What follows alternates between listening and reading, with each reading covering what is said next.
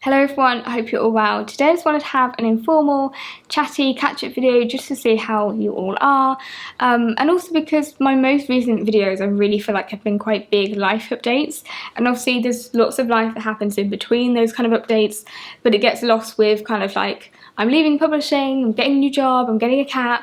And so I thought I'd just have kind of an informal chat with you all. I've been at my job now for 4 months and we've had Sybil for around 3, so everything's kind of settling in and I'm really happy, which is always a relief when you make kind of big life changes.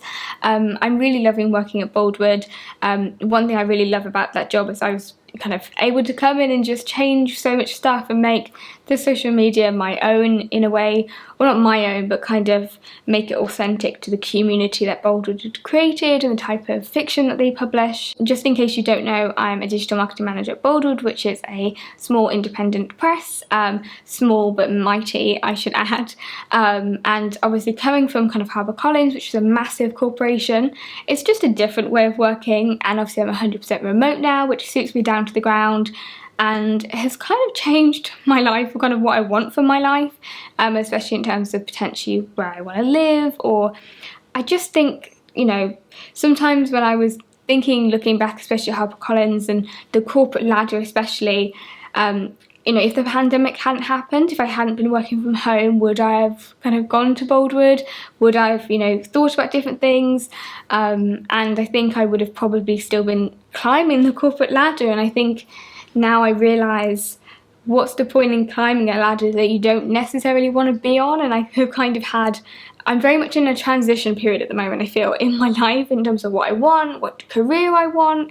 So I'm kind of, I think just my perspective on a lot of things has changed, which has been really positive. And yeah, so that's my job, and Sybil is still adorable, still very friendly, very mischievous. She now uses my bookshelf as kind of a climbing frame, which, you know, isn't its original purpose, but sure, she can do whatever she wants. She owns the flat now, basically. I kind of wanted to use this video as a bit of a check-in to see if anybody else feels kind of in transition. And I don't know if it's because, you know, we're returning to normal, and things are, you know, Ben will go back to work, but I'll still remain kind of working from home. The big thing for us is that we've made the decision to leave London, and I say made the decision, but we're still working on it. There's lots of things up in the air, the fact that we actually have to sell this place, and we don't really have a time yet, but we've kind of decided that moving back to Yorkshire is probably the right thing for us. I love living in London. It's kind of strange to talk about the idea of leaving, just because I think if I was still kind of climbing the corporate ladder, I would have, you know, our plan would have been to stay in London for a lot longer, but now I think we've just kind of, I guess, changed what we maybe want to do in life, and not completely, but just change kind of an outlook, and maybe put in different things as kind of priorities that weren't necessarily priorities, including having disposable income and being able to kind of have a cheaper way of living, and to be able to go on holiday and potentially get a car and just have more space and all these things, which we would have wanted eventually because we would have needed, you know, a bigger flat. But it's just kind of changed things, especially when I think a lot of people are kind of wanting to leave flats because they want an outdoor space, because now they realise how important that is. I think this whole thing, the pandemic for me, has kind of made me reevaluate how, especially in London, and not just in London, but it's very much like your life centres around work rather than the other way around, and that's especially in corporate publishing. It's the experience I had, and I think a lot of London is like that, and we're now wanting to kind of rebalance that and kind of make it the other way around. It's also the reason I've been taking a bit of a break from YouTube videos, kind of doing more fortnightly videos. When I don't want to upload, I just don't make a video. Same with Instagram, you know, I just have been taking a bit more time off, because I've talked about how I feel about kind of side hustle culture and toxic positivity before, but it's something I'm definitely noticing and trying to, you know, just put aside more time for me, because my job is social media, so I need to have some kind of downtime. I can't always be on, and that pressure to be on can be really overwhelming at points, and I never want this to be something that feels like a job. This always should be my hobby, because it's something that I, you know, I don't earn money from, therefore it should be something that I escape into. I guess in my own mind I want to go back to like 2014, like what felt like my peak years of making videos.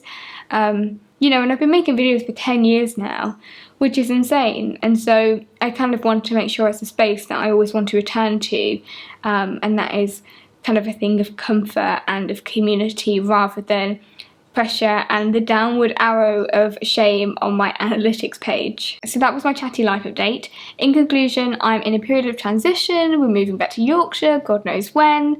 I'm also trying to get a work-life balance for the first time since starting publishing, which I realise, yeah, it's been like, 3.5 years, and I feel like I had the best work-life balance when I was at Waterstones. So it's been a long time since I had one of those, so I need to get that back ASAP. But as a part of kind of, not making my hobbies my work, I've also stopped kind of charting publicly what I'm reading. I do still share what I'm reading on Instagram, but I've made like my Goodreads, and I now have a Storygraph. I've made those private so I can just chart my reading and not make it a game or anything that I feel like it's not like a tick list. And I've been putting a bit of more of a priority into comfort reading. I've been rereading a lot more as well, which I think for me is a big comfort thing, and just revisiting things. Sometimes I feel like I put pressure on myself to read lots of new books, or just books that are new to me, not necessarily new to the world. But just kind of revisiting old favourites. Like I spent some time rereading Jane Austen, which was really lovely, and just kind of reminding myself of why I'm a reader without feeling external pressure. So I thought really quickly I'd just talk to you about some books I've been kind of rereading. The first one is Far from Madding Crowd by Thomas Hardy, which is one of my favourite novels of all time. And I love this book, and I went to Dorset recently to kind of meet the whole team. Boldwood is called Boldwood after Farmer Boldwood, and I saw Farmer Boldwood's house and just kind of had a bit of a fangirl moment. But Thomas Hardy, I think, is one of the best writers in the English language. The way he describes nature and atmosphere, the characterisation, he's a really funny writer, and I think the way he writes women is also remarkable. Bathsheba is one of the great literary heroines, and it's definitely a personal favourite of mine. I actually reread Far from Madding Crowd when I was in Dorset, which for me is like one of my favourite things to do. I love reading books when I'm surrounded by the countryside of Dorset, or the countryside of the setting that I'm reading about, and just being able to read and imagine, Bathsheba on her horse, and imagine Gabriel, and just feel so engrossed and immersed in that world. For me, Far from Madding Crowd is like the perfect novel, because it has that contrast between the light of life and also the dark, and the torturous natures, as well as jealousy and love and hope and ambition as well. Another recent reread for me has been Persuasion by Jane Austen. It's one of my favourite Jane Austen novels, but it's actually the one I've reread the least, and I think I had the most emotional response to this book reading it the second time, because when I read it the first time, I think I was in my first year of university, or actually even before I went to university, so I was really young, and even though I think I'm a year younger than Anne Elliot in this novel, but just rereading it from a different perspective, having grown older and being closer to the age of the heroine, and just kind of completely understanding Anne Elliot and feeling actually quite close to how Anne is kind of viewing the world. Jane Austen is obviously one of my favourite writers, and I love her work because I always discover new things and find her endlessly funny and get kind of jokes I missed the first time round, and the brilliant characterisation that, as soon as you kind of open a Jane Austen novel and you read a character, you can hear their voice and you get their characterisation within the first lines, and she's just brilliant at doing that. But one thing I definitely appreciated more in this reread was actually the maturity of her writing, and I guess the sadness as well in the novel, which I don't think I picked up when I was younger, but I definitely do now, and that sense of kind of lost opportunities. And then obviously the ending is even more beautiful, and obviously the beautiful letter from Captain Wentworth as well, and I always loved this novel. It's always kind of one of my favourites, but I think now it's probably, for me, I think Emma probably is my favourite Jane Austen, but I feel like whenever I reread them I change my mind and they all kind of become equal, but Persuasion is definitely kind of it's reaffirmed my love for it, and I think it's even further up my list of favourites. This year I'm just really prioritising rereading and reading at my own pace and not feeling like, you know, as I said, I have to complete certain goals. But it's all about comfort reads for me, I feel, this year especially. And the other series I've been rereading is not Voyager, it's Outlander, the Outlander series. But I've recently just finished Voyager. And for me, this is like the ultimate escapism. I always feel like I'm completely immersed in the world with all these characters. And it's just been a joy to read, to be honest. I've never read Voyager before, but I've reread the first 2 books.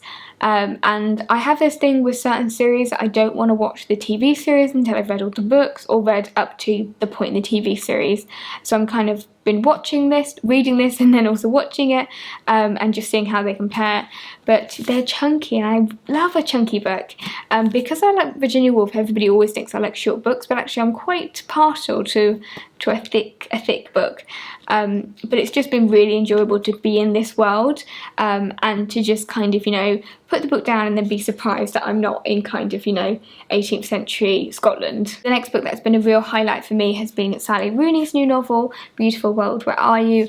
I'm just realising that Sybil has completely bitten all the corners of this book. She loves biting cardboard, which is interesting, but I love Sally Rooney's writing. I have a review of Normal People on this channel, and always feel like whenever I read I come away with so many questions and thoughts about her characterisation and about the kind of the world that she creates, or the internal kind of world of her characters, and this book was no different. I feel like I can't talk about it a huge amount. I would love to do a proper video on it at some point. I've dogged and annotated so many pages, which is always a good sign. It was a really wonderful exploration of how you navigate your life and relationships and the meaning of life when the world is burning around you, and that kind of anxiety about the world and the direction of the world, and what is meaningful to you, and how do you kind of continue living when there's so many problems in the outside world, and how do you kind of navigate that. It is, I think it's just as good as Normal People. I think if you loved Conversations with Friends, you'll definitely love this. I think especially Conversations rather than Normal People. You know, but there are elements where you can see the characters kind of trying to understand the world and looking back to other kind of civilizations and how they've dealt with things falling apart all around them, and how they've got meaning from their life when everything's going to shit. Even though I'm a little bit deaf of the author, there were lots of points where I felt like it was probably Sally Rooney's most kind of inward-looking novel, because it kind of deals with a novelist who kind of, you know, got fame very early on, and then navigating future writing and just your identity when you have had fame and recognition, and what that does to your kind of personal relationships and your sense of art and creativity. So that was kind of interesting, thinking that potentially that could be something that Rooney has thought about herself. But just absolutely brilliant. I always get sucked in. It's one of those books I always kind of read, put down, and then just have a moment thinking about my life and just kind of just get taken aback by it. So I think if you already love Sally Rooney's writing, this is something definitely to look forward to. So there have been a few of like my reading highlights recently, definitely putting kind of comfort reading above everything else. I think that's enough for me today. Please let me know what you're reading, and if you also feel in a weird state of transition like I do, and how you're navigating your life, because tips are always appreciated. But I hope you're well, and I'll see you again soon in another video.